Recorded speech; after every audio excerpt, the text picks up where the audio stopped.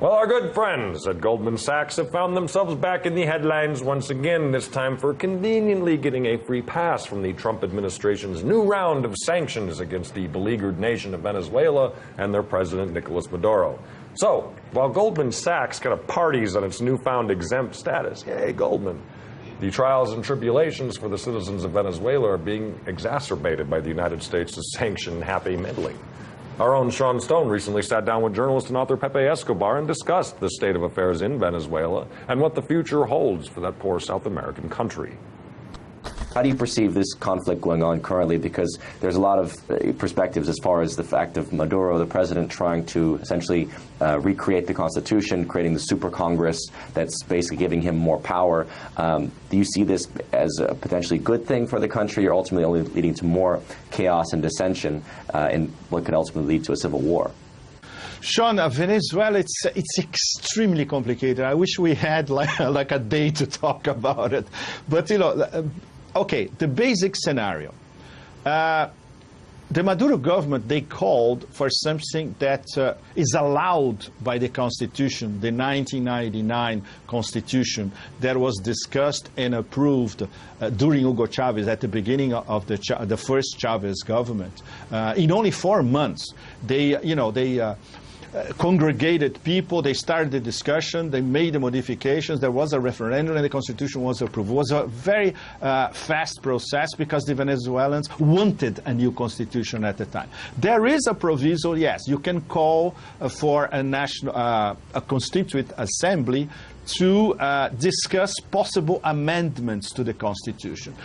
Maduro called this latest election for exactly that. The problem is the opposition boycotted this thing from the beginning, and boycotted not peacefully, as you read it in American corporate media or European corporate media. There were very violent protests.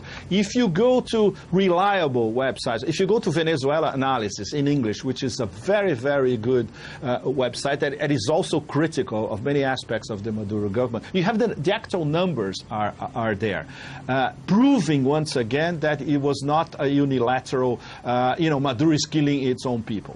What this was a rehearsal to prepare Western public opinion for something that might happen. And what might happen, once again, is regime change. Don't forget, Venezuela is under SOUTHCOM. Regime change in Syria, the whole thing was under CENTCOM.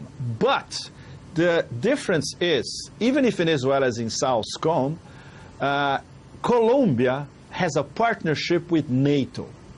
And that ties with NATO's antics in the so-called arc of instability, the Pentagon arc of instability. This means that NATO and Colombia, with their close partnership, they are gaming scenarios for regime change in Venezuela. This has been going on for quite a while. The latest war game was, in fact, a month ago. One of those stupid names they come up with, military resolve, military guardian, or something like that. And they were gaming with the Colombian forces, and they were gaming the usual modus operandi. You know, special forces are dropped across the border from Colombia into Venezuela.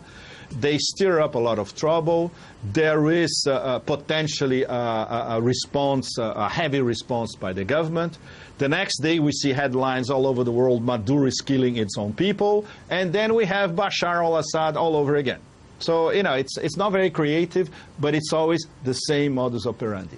So this has been gamed. This is in the books. Mike Pompeo, a few days ago he said, yes, we are thinking even about regime change possibilities. So, you know, nothing has... And when you see this from a Latin American point of view, people in Latin America, in Brazil, in Argentina, in Chile, where everybody knows what is a CIA coup in Latin America in the 70s, you know exactly what could happen. And there's no South American or Latin American unity at the moment to prevent the possibility of regime change in Venezuela.